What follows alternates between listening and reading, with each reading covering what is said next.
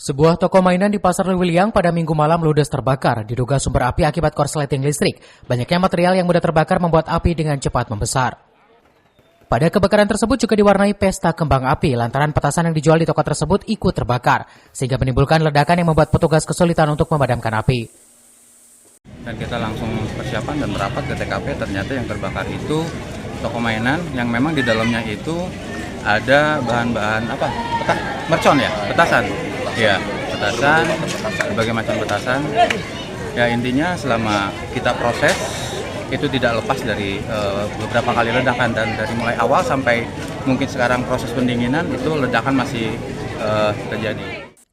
Setelah berjibaku selama 3 jam dengan menerjunkan 3 unit mobil pemadam kebakaran dari Kabupaten Bogor, akhirnya api dapat dipadamkan. Beruntung tidak ada korban jiwa dalam peristiwa ini. Untuk kerugian sendiri diperkirakan mencapai ratusan juta rupiah. Dari Lewiliang, Kabupaten Bogor, Iman Abdurrahman melaporkan.